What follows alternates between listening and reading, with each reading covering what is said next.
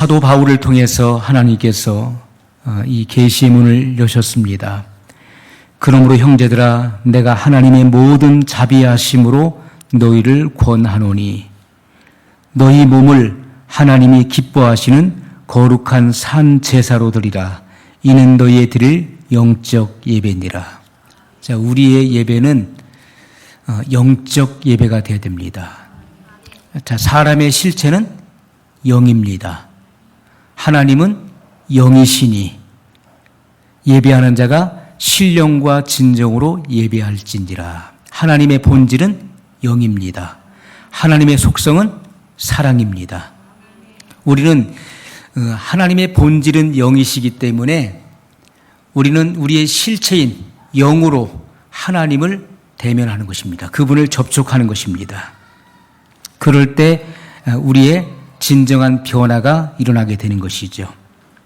정규 예배를 드리는 것만으로 의무를 다한 것으로 생각하면 절대로 안 되는 것입니다. 우리는 예배를 드린 이후에 생활 예배로 이어져야 돼요. 그래서 신앙과 생활은 절대로 별개의 것이 아니라는 것입니다. 신앙과 생활은 하나예요. 다니엘과 그의 세 친구가 약 16세에서 18세 그 사이에 바벨론의 포로가 되어 갔습니다. 그러나 그들이 극렬히 타는 풀무불 앞에서 왕이 만든 금 신상 앞에 절하지 않는 자는 극렬히 타는 풀무불 속에 던져진다고 하는 그러한 극렬한 그런 시험을 당할 때 다니엘의 세 친구가 한 고백이 무엇입니까? 왕이여, 우리는 왕이 만든 금 신상 앞에 절할 수 없나이다. 하나님의 계명을 범할 수 없다는 것이죠.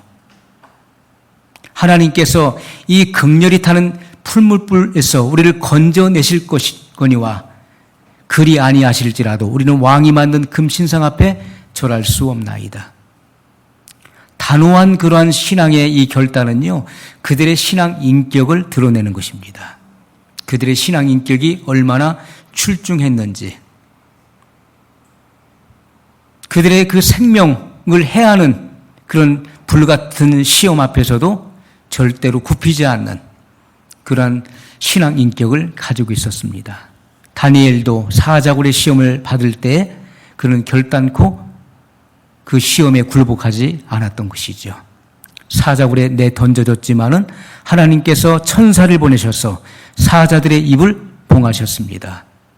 그리고 오히려 다니엘을 지켜주는 그런 보호자가 됐던 것을 분명히 성경이 우리에게 보여주고 있습니다.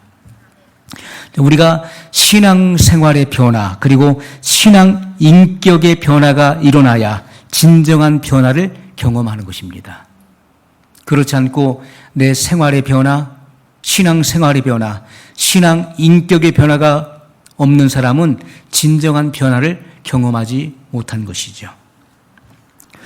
우리가 매 주일마다 교회에서는, 교회 강단에서는 성도들이 해야 될 것과 해서는 안 될 것들에 대한 이 계명들을 증거하게 됩니다. 자, 성도들은 그 모든 말씀에 대해서 동의하지만은 어떻게 그 말씀을 지켜낼 수 있는지는 모르고 있는 것이죠. 많은 사람들이 몰라요.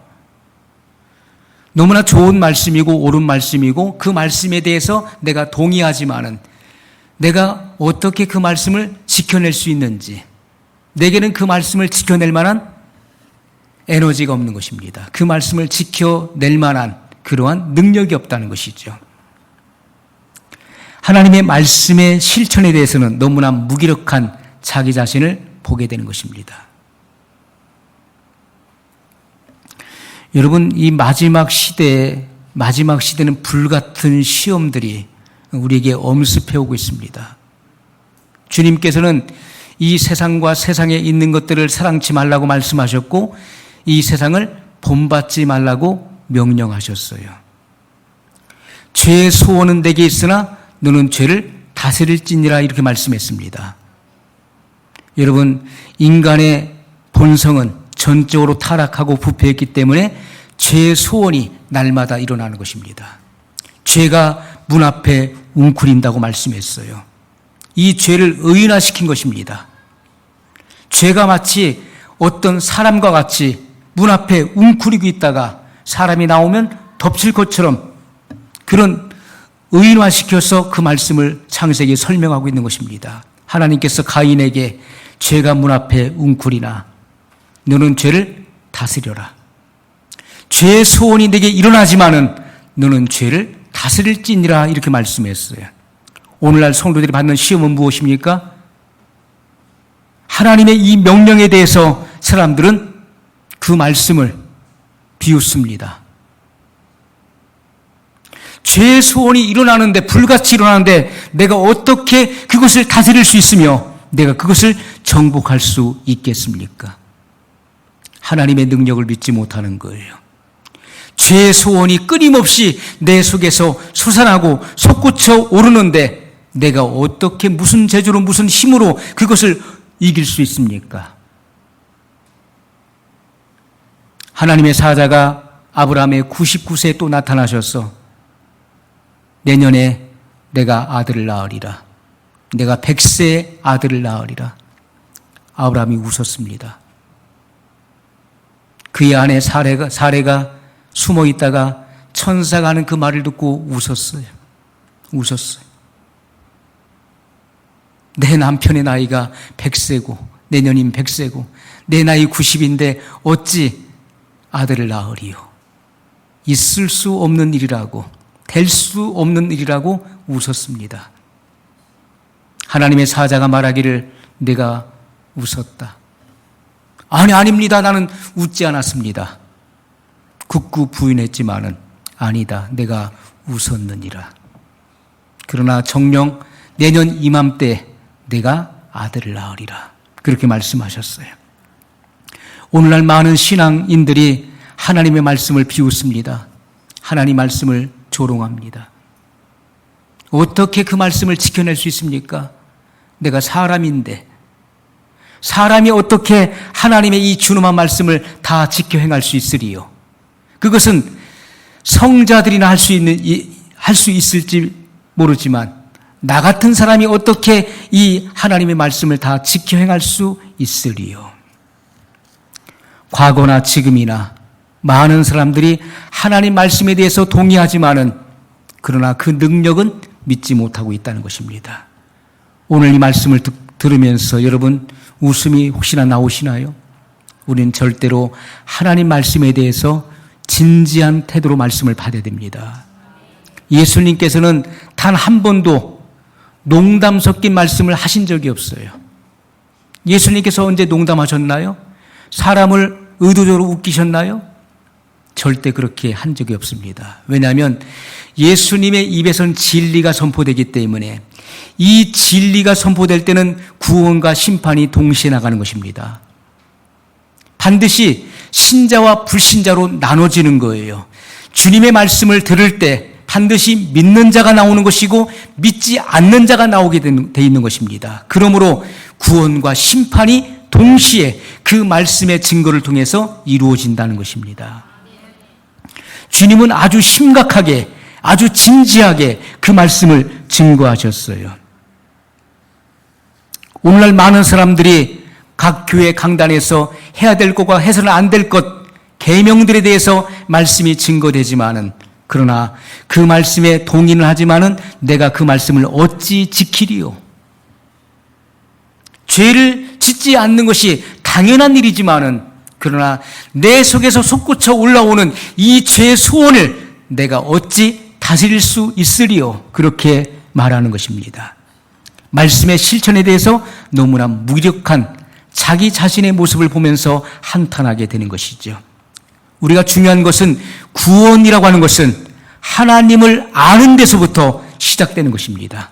내가 하나님을 아는 데서부터 구원이 시작되는 거예요. 요한복음 17장 3절에 예수님께서 말씀하시기를 영생은 곧 유일하신 참 하나님과 그의 보내신 자 예수 그리스도를 아는 것이니이다. 그렇게 말씀했습니다. 영생이 무엇이죠? 유일하신 참 하나님과 그의 보내신 자 예수 그리스도를 아는 것. 그것이 곧 영생이라고 말씀했습니다.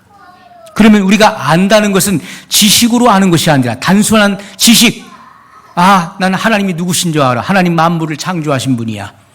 예수님은 하나님의 아들로 이 땅에 오셔서 인류의 죄를 대속하셨어. 여러분, 우리가 배운 학문적인 지식으로 지식을 아는 것을, 이 지식을 말하는 것이 아닙니다. 여기서 안다는 것은 바로 히브리어 야다를 말하는 것인데, 이 단어는 경험을 통해서 안다는 것을 의미하는 것입니다. 우리가 주님과의 생명 연합을 통해서 내가 주님 안에 있고 주님의 말씀이 내 안에 거하는 이러한 생명 연합을 통해서 우린 주님을 알아가게 되는 것입니다. 주님이 내 안에 거하심으로 비로소 우리는 주님을 알게 되는 것이죠. 내가 그분을 믿음으로, 그분을 영접함으로, 또 그분이 내 안에 내재하심으로 우리는 비로소 주님이 어떤 분이신지, 그분이 어떤 인격을 갖고 계시고 그분이 발휘할 수 있는 힘의 능력이 어떤 것인지 이를 비로소 알게 되는 것입니다. 우리는 성경 말씀을 통해서 그리스도의 선제성을 배웠습니다. 주님은 마리아에 의해서 그때 탄생한 것이 아니라 예수님은 이 땅에 육신의 몸을 입고 오시기 전에 영원전부터 선지하셨던 분이시죠. 그분은 태초부터 있었던 생명의 말씀이셨습니다. 그분의 말씀은 영원한 하나님의 언어였다는 것이죠. 내 말과 내가 다르지 않은 것처럼 하나님과 이 땅에 성육신하기 이전에 예수님은 하나라고 하는 사실을 우리가 이해해야 될 것입니다. 그리스도의 선제성, 그분은 창세전에 영원한 생명의 말씀으로 존재하셨던 분이셨고 그 말씀이 육신을 입고 이 땅에 오신 분이 바로 예수 그리스도이심을 우리에게 증거하고 있는 것입니다. 우리는 예수님의 성육신의 과정을 성경을 통해서 이해합니다. 하늘에서 있었던 그 일들, 그리고 이 땅에서 되어지는 일들을 우리는 하나님 말씀을 통해 읽을 수가 있습니다. 여러분, 성경 66권 중에서 가장 먼저 기록된 말씀이 무엇인가요? 성경 66권 중에서 가장 최초로 기록된 말씀이 어떤 성경이죠? 욥기서인 것입니다. 이것은 모세오경보다도 앞섰던 것이죠. 우리가 욥기서를 읽어보면 어떻습니까? 욥기서에 보면은 누가 나옵니까? 하나님이 나오고 하나님의 아들들, 천사들이죠. 천사들이 나오고 사단이 거기에 등장합니다. 우주의 한 어느 영역에 하나님께서 그곳에 보좌를 높이셨고, 그리고 천사들, 하나님의 자녀라 일컫는 천사들이 에워싸고 있고, 거기에 사단도 그곳에 와 있습니다. 하나님께서 사단에게 물으셨습니다. 내가 어디서부터 왔느냐라고 했을 때, 예, 땅에 여기저기 두루 다니다 왔나이다. 내가 내 종 욥을 유의하여 보았느냐? 이와 같이 정직하고 순전하여 하나님을 경외하는 자가 이 땅에 없다. 그때 마귀가 욥을 참소하는 장면이 나오고 있습니다. 그러면서 하나님께로부터 허락을 받은 것이 뭡니까? 욥의 모든 가지고 있는 재산과 그의 자녀들을 해할 수 있는 권세를 받습니다. 욥의 몸에도 육신에도 해할 수 있는 권세를 받지만 그의 생명만은 해하지 못한다라고 말씀하셨어요. 마귀는 하나님께로부터 이 모든 것들을 허용받아서 욥의 생명만은 해할 수 없고 그 나머지는 다 임의로 할 수 있는 그런 권한을 부여받아서 시험을 하게 됩니다. 자, 이러한 광경은 하늘에서 있는 사건을 지금 설명하고 있는 거예요. 하늘에서. 영계에서 우리의 육신의 가시적인 안목으로 볼 수 없는 영계에 일어나는 그런 현상과 사건이 있는 것이죠. 그것이 이 땅에서 이루어지는 사건을 또 보여주고 있습니다. 하늘에 있는 사건과 이 땅에서 펼쳐지는 그 사건을 보여주고 있는 거예요. 그것이 욥기서인 것입니다. 오늘 우리들은 욥기서를 읽으면서 영계에 일어나는 그런 현상을 볼 수 있고, 영계에서 있었던 그 일들이 이 땅에서 인간의 역사와 시간 속에서 펼쳐지는 것을 우리가 보게 됩니다. 이러한 영계의 비밀들을 알지 못하는 사람은 깊은 깊은 신앙생활을 할 수가 없는 것입니다. 사람의 배후에 영적인 존재가 있다는 것, 영적인 세계가 있다는 것을 알지 못하는 사람은 바른 신앙생활을 할 수가 없는 것이죠. 주님은 모세오경이 기록되기 전에, 창세기가 기록되기 이전에 먼저 욥기서를 기록하게 하셨다는 사실을 우리가 알아야 되는 것입니다. 그러므로 우리는 그리스도의 선제성, 그리고 성육신의 과정, 어떠한 과정을 통해서 말씀이 육신을 입고 이 땅에 오셨는가를 우리는 이해할 수 있어야 돼요. 그리고 예수님의 생애를 살펴봐야 되는 것입니다. 사복음서를 통해서 예수님의 생애를 구구절절히 우리에게 보여주고 있어요. 그러나 많은 사람들이 사복음서를 펼쳐보면서도 그 속에 드러난 그리스도의 생애를 잘 읽어내지 못하는 것입니다. 왜냐하면 영안이 어둡기 때문에 그런 것입니다. 빛이 어둡기 때문에 그 속에 함축되어 있는 주님의 그 생애를 우리가 다 읽어내지 못하는 것이죠. 그러나 주님께서 우리를 더 밝은 빛 가운데로 이끌어 주실 때, 성령께서 이끌어 주실 때 우리는 그 안에 함축되어 있는 그리스도의 생애를 펼쳐서 파노라마와 같이 넓게 볼 수가 있게 되는 것입니다. 깊은 이해력과 그리고 폭넓은 안목을 통해서 이 성경을 읽어낼 수 있게 되는 것이지요. 우리는 십자가의 희생을 이해할 수 있어야 돼요. 예수님의 십자가의 희생이 우리에게 무엇을 의미하는지를 깊이 있게 읽어낼 수 있어야 되는 것입니다. 여러분, 이러한 것들을 아는 성도들은 그리스도를 향한 사랑과 그 그리스도를 향한 사랑이 충성된 마음과 충성된 삶을 통해서 드러나게 되는 것이죠. 우리가 하나님을 입으로는 사랑한다고 막 고백하지만은 그 사랑에, 여러분, 그 사랑이 우리의 삶을 통해서 드러나야 되는 거예요. 하나님의 사랑은 십자가를 결과시켰습니다. 그러므로 하나님 사랑의 결정체가 바로 십자가예요. 그 십자가를 바라볼 때 우리는 하나님의 그 놀라운 사랑을 우리는 이해할 수 있는 것이고, 그 사랑 앞에 나도 모르게 머리를 조아릴 수밖에 없는 것이고, 그 사랑 앞에 내가 희생하고 헌신된 사람으로 나올 수밖에 없는 것입니다. 우리가 하나님을 사랑하게 되면 내 마음 깊은 곳으로부터 충성된 마음이 흘러나오는 거예요. 충성된 생애를 살아갈 수 있게 되는 것입니다. 그러므로 오늘 본문의 말씀을 보십시오. 그러므로 형제들아, 내가 하나님의 모든 자비하심으로 너희를 권하노니. 이 자비심은요, 불교에서 말하는, 부처가 말하는 자비를 말하는 게 아닙니다. 이것은 바로 하나님의 자비예요. 하나님의 자비. 하나님의 그 사랑이, 하나님의 긍휼이 바로 사랑으로 십자가를 결과했습니다. 그것이 자비의 손길로 우리에게 드러나는 것, 그 모습이 드러난 것입니다. 내가 하나님의 모든 자비하심으로 너희를 권하노니. 하나님의 자비와 용서가 모든 신앙과 헌신과 그리고 희생의 동기가 되는 것입니다.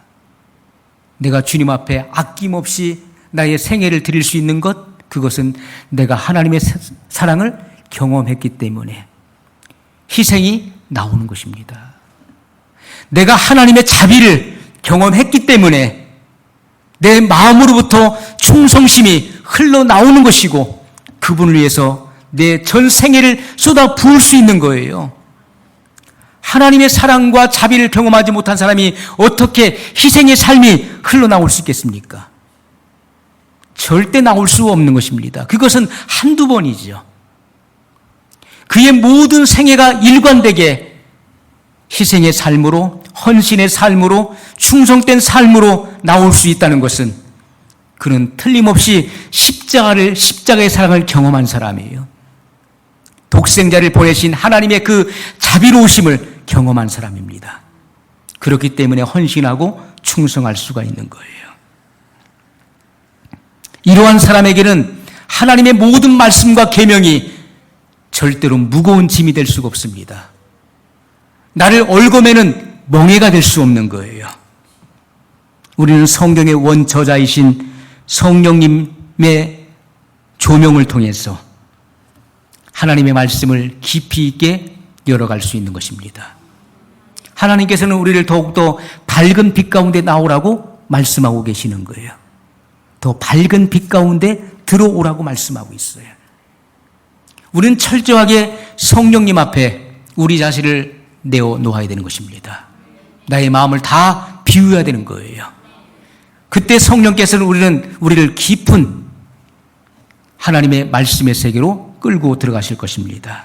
하나님의 말씀의 그 뜻을 펼쳐서 우리에게 열어주실 때 우리의 심령은 하나님을 향한 열정과 그리고 헌신의 마음으로 극대화될 것입니다. 견딜 수 없는 하나님을 위해서 내가 죽고 싶고 주를 위해서 살고자 하는 그 마음이 극대화된다는 거예요. 그런 사람은 전 생애를 주님 앞에 쏟아붓게 됩니다. 물불을 가리지 않게 되는 것이죠.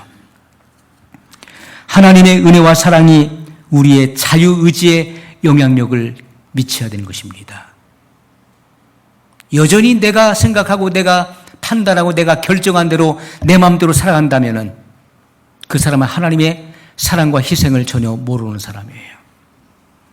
하나님의 은혜와 사랑이 나의 자유의지에 영향을 주어서 죄가 더 이상 나를 주관하지 못하도록, 더 이상 죄가 내 안에서 왕노릇하지 못하도록 만들어야 되는 것입니다.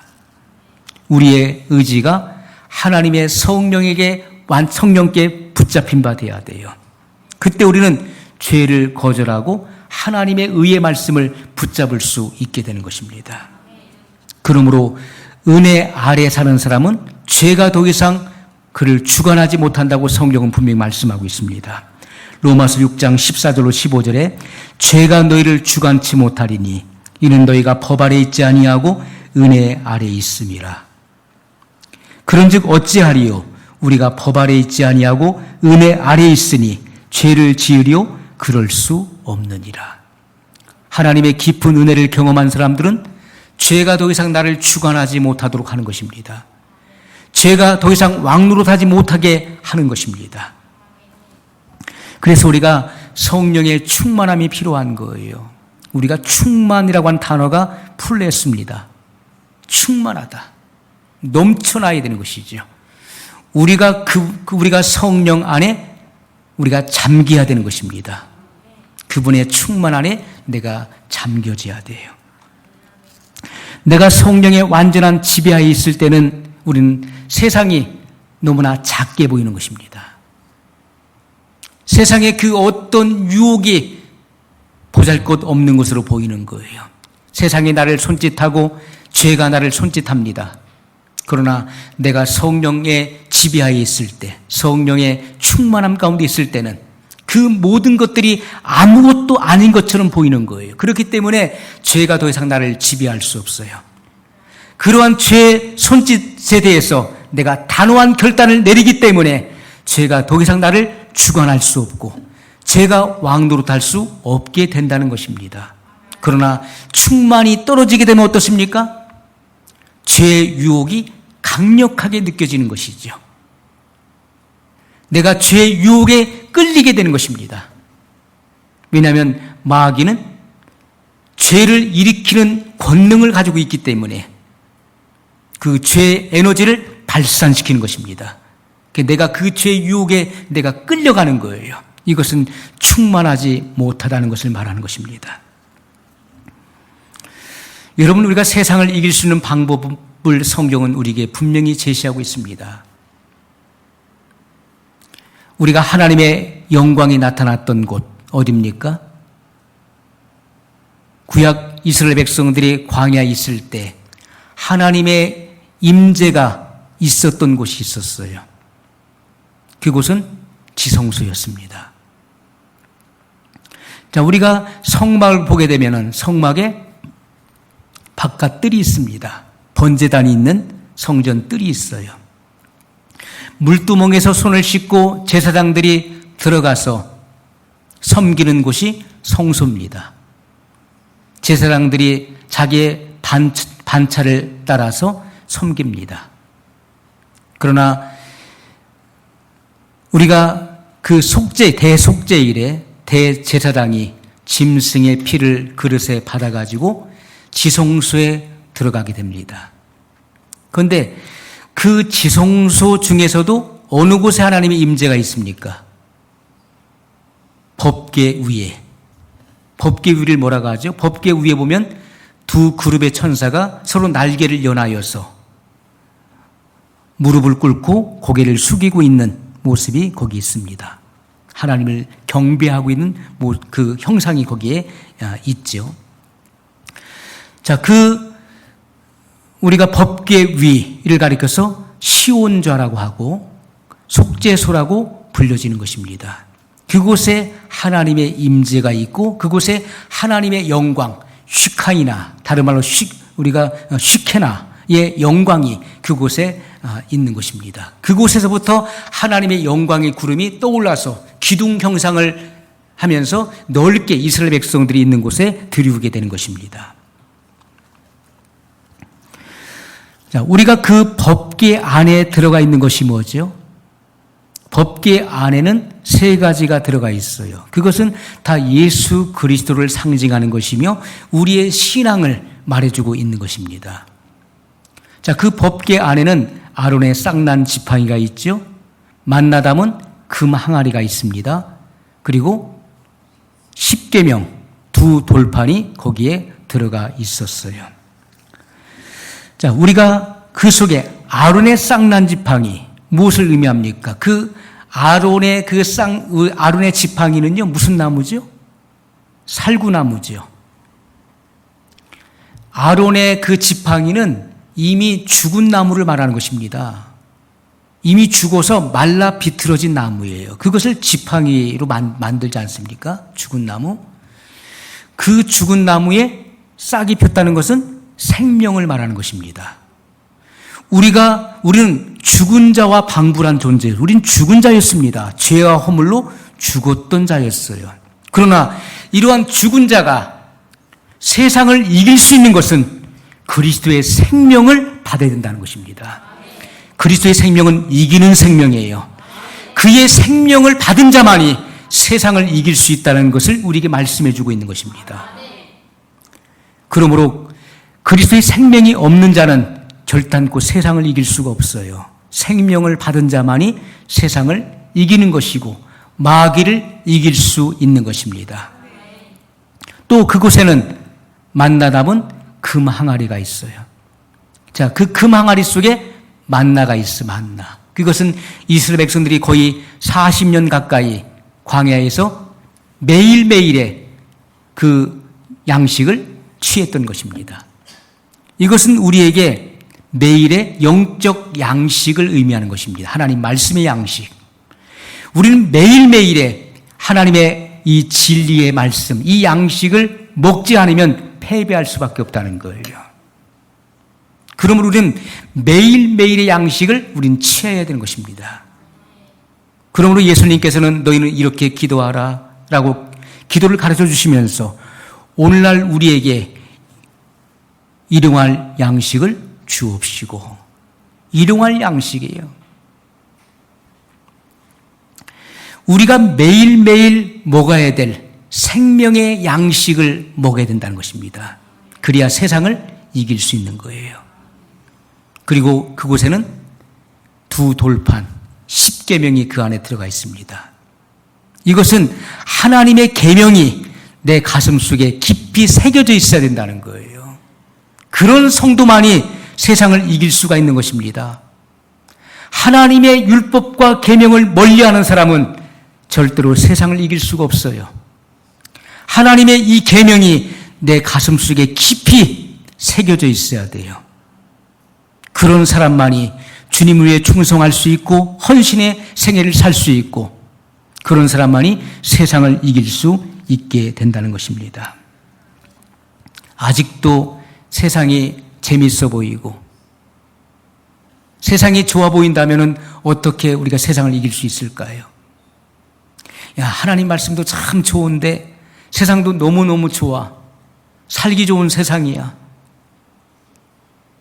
세상의 그 유혹이 달콤해 보이고 그것이 아직도 재밌어 보이고 즐겁게 내가 느껴지는데 어떻게 세상에 등을 줄 수 있겠습니까? 어떻게 이 세상의 유혹을 내가 뿌리칠 수 있겠습니까? 안 되는 것이죠. 우리가 성령의 충만함을 받을 때 세상을 뒤로할 수 있습니다. 왜? 세상의 모든 가치가 무가치하게 보이기 때문에 그렇습니다.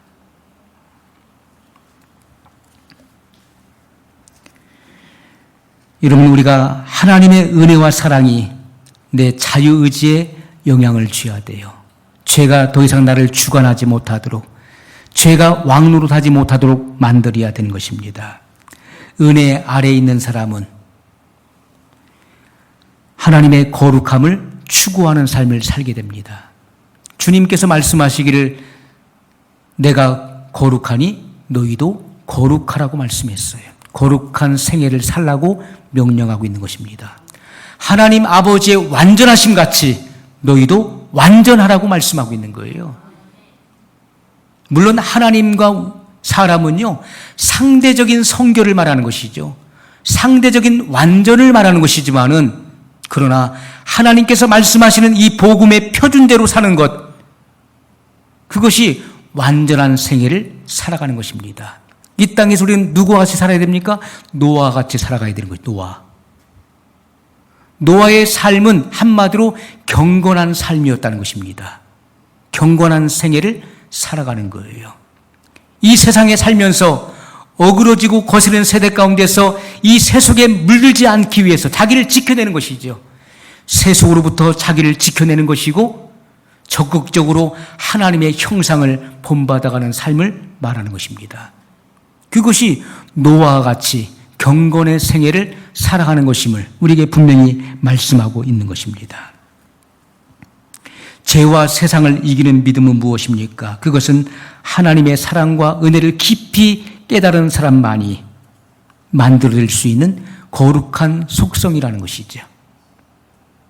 이러한 깊은 은혜를 경험하지 못한 사람은요, 거룩은 너무나 거리가 먼 거예요.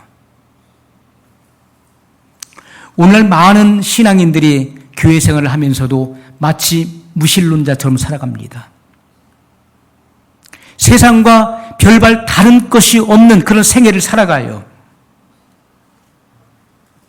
그것은 내가 하나님의 은혜를 알지 못하기 때문에, 그분의 은혜를 내가 경험하지 못하기 때문에 그런 삶이 펼쳐지는 것입니다. 그러한 삶을 살 수밖에 없는 거예요. 하나님의 은혜가 오늘 우리의 마음에 거룩함과 의에 대한 동기를 일으켜야 되는 것이죠. 분명히 우리가 살아가야 될 그 이유를 일으키는 것, 그것은 하나님의 은혜가 하는 일인 것입니다. 오늘날 여러분, 윤리 도덕적인 메시지, 또 세상 살아가는 지혜에 관한 메시지, 정치적인 메시지 갖고는요, 절대로 믿음을 불러일으킬 수가 없다는 것입니다. 우리에게 믿음의 동기를 부여할 수 없어요. 절대로 우리를 변화된 삶으로 이끌어낼 수 없는 것입니다. 오직 하나님의 순수한 진리만이 믿음을 불러일으킬 수 있는 것입니다. 우리가 세상의 이야기들은요, 세상과 혼합된 그런 이야기는 절대로 성령님의 거룩한 임재를 불러들일 수 없습니다. 하나님의 능력에 붙잡히게 할 수도 없는 거예요. 오늘 우리들은 하나님의 은혜가 선포되어야 됩니다.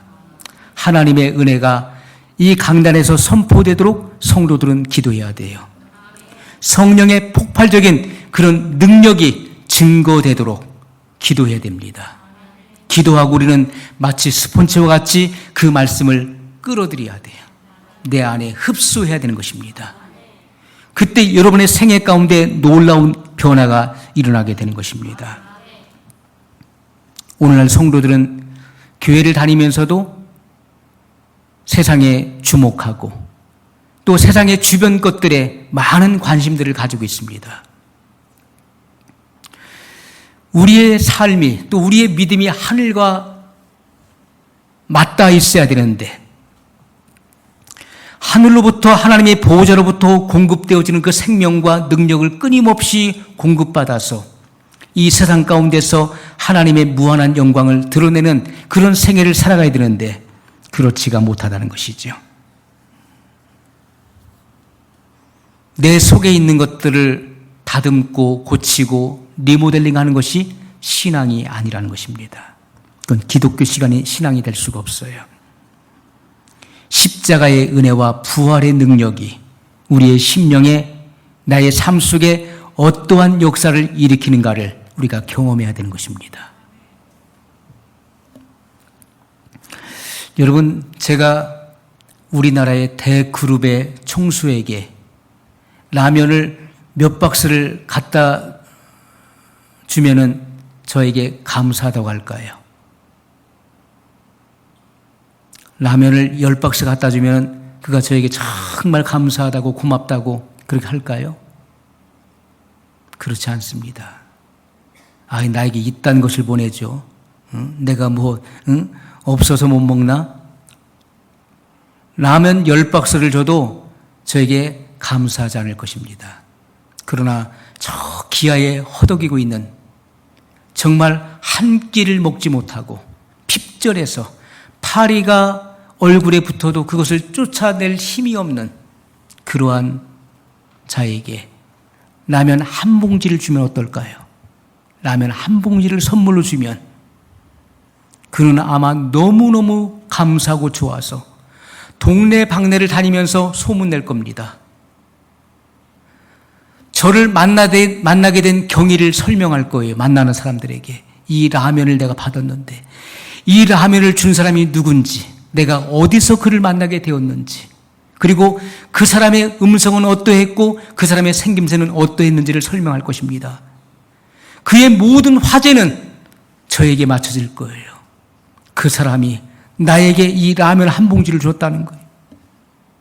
그는 두고두고 감사하게 될 것입니다. 여러분, 사람마다 은혜를 받아도 사람마다 다 다른 거예요.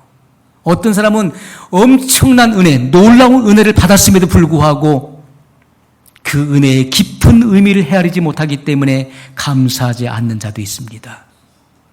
당연한 것으로 생각해요. 내가 구원받은 것, 하나님의 아들이 육신의 몸을 입고 이 땅에 오셔서 내 죄를 대속한 것, 당연하고 마땅한 것으로 생각하는 이들이 많습니다. 그렇기 때문에 감사가 없는 거예요. 감격이 없는 거예요. 그건 당연히 그래야지. 하나님이 당연히 그래야 되는 거 아니야? 그렇기 때문에 감사도 없고 감격도 없는 거예요. 자기가 뭔가 대단한 존재처럼 허울을 쓰고 있기 때문에 마땅히 나를 위해서, 나를 살리기 위해서 희생의 대가를 하나님이 치르셔야지. 그 놀라운 엄청난 희생의 대가를 생각하지 못합니다. 그걸 깊이 숙고하지 못하는 거예요. 하나님의 은혜가 무엇인지를 알려면은 내가 얼마나 비참하고 얼마나 비천한 존재인지를 알아야 되는 것입니다. 내가 얼마나 깊은 죄악의 나락에 떨어져 있었는가를 알아야 되는 거예요. 그때 비로소 그 사람은 하나님을 향해서 그 손을 내미는 것입니다. 주여 나를 구원하소서라고 고백할 수 있는 거예요. 나는 하나님이 없이는 살 수가 없습니다. 하나님을 떠나서는 나는 한순간도 살 수 없는 존재입니다. 이렇게 고백되어지는 거예요. 그러나 많은 사람들이 하나님이 와서 나를 한번 이끌어 보시라고, 하나님이 능력이 있으면 나를 어디 죄악의 깊은 나락에서 구원해 보시라고 뒷짐지고 있습니다. 그런 사람은 구원받을 수가 없는 것이지요. 하나님의 살아계심과 그분 앞에 내가 얼마나 비천한 존재인지를 깨달을 때, 나의 이 죄의 심각성을 깨닫게 될 때 하나님을 향해서 이 손을 내가 뻗을 수 있는 거예요. 나를 구원하소서. 나를 긍휼히 여기소서. 나를 불쌍히 여겨 주옵소서. 이 죄인을 구원해달라고 주님 앞에 이 손을 펼칠 수 있는 것입니다. 오늘 우리는 내가 얼마나 깊은 죄악의 나락에 떨어져 있는 존재인지를 발견해야 돼요. 교만하고 얼마나 이기적인 존재인지를 발견해야 됩니다. 그런 사람만이 구원과 은혜를 경험할 수 있게 되는 것이죠. 그렇지 않고서는요, 아무에게나 구원이 임하는 것이 아닙니다. 그러한 간절한 심정, 절박한 심정을 갖고 있는 사람만이 구원을 경험할 수 있어요. 하나님의 은혜를 모르기 때문에 그리스도인이라 칭하는 이들이 세상 사람들처럼 살아가고 있는 것입니다. 그래서 세상으로부터 지탄을 받는 거예요. 야, 저것도 예수 믿는 사람이냐. 저 사람이 교회 다닌다더라. 아우, 나 지긋지긋해. 저 사람 때문에 나 예수 안 믿어. 교회 안 다녀. 왜요? 세상만도 못한 그러한 생애를 살고 있기 때문에 세상으로부터 짓밟힘을 받게 되는 것이죠. 세상도 싫어하는 것입니다. 우리가 입술로는 하나님의 사랑에 대해서 말하고 하나님의 은혜에 대해서 얼마든지 구구절절히 말할 수 있어요. 그러나 마음속에는 하나님에 대한 사랑도 없어요. 그의 생애 속에서도 하나님을 사랑하는 그런 증거들이 나타나지 않아요. 우리는 갚을 수 없는 은혜를 받은 사람들입니다. 우리는 평생 갚아도 갚을 수가 없는 그런 엄청난 은혜를 받은 사람들이에요. 그런데 우리의 삶을 들여다보면 마치 아무 은혜도 받지 않은 것처럼 그렇게 두꺼운 얼굴로 살아가잖아요. 내가 언제 받았어? 내가 언제 하나님 사랑받고 언제 은혜를 받았어? 나 그런 거 받은 거 없어 라고 생각해요. 그렇기 때문에 얼굴이 두꺼운 거예요. 철면피처럼 그렇게 살아갑니다. 그들의 눈에는요, 주님을 위해서 희생하고 그리고 헌신하는 이들이 맹목적이고 맹신하는 사람들처럼 그 눈에 비춰지는 것입니다. 우리가 희생과 헌신은 그냥 나오는 것이 아닙니다.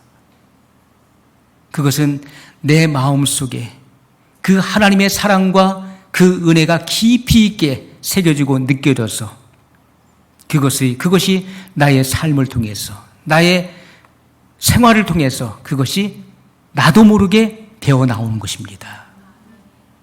우리가 오전에도 찬송가 드렸습니다. 나의 손과 발을 들여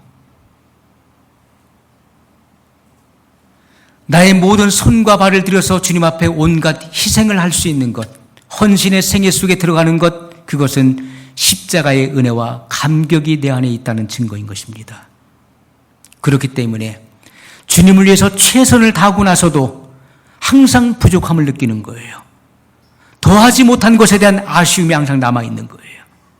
주님 앞에 내가 더 나의 모든 것, 모든 진이 다 빠지기까지 다 드려야 되는데 그 남은 그까지도 드리지 못한 것에 대한 아쉬움,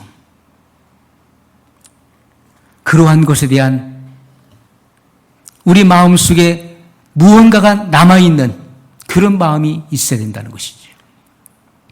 그러한 사람이 진정한 은혜를 경험한 사람들인 것입니다. 오늘 우리들은 그리스도의 토의 조부에 그 도의 초보에 머물지 말고 장성한 분량에까지 나가야 됩니다. 하나님의 말씀을 깊이 봐야 돼요. 이 말씀 속에 담겨져 있는 하나님의 뜻을 깊이 우리 마음속에 되새겨야 될 것입니다. 그리고 아버지의 뜻을 알아서 우리의 생애 속에서 그리스도의 성품을 드러냄으로써 하나님께서 영광을 받으신다고 하는 이 놀라운 사실에 우리는 항상 하나님을 기뻐하시는 그런 생애 속에 들어가야 될 것입니다. 우리 말씀을 기억하면서 한 목소리로 같이 기도하겠습니다.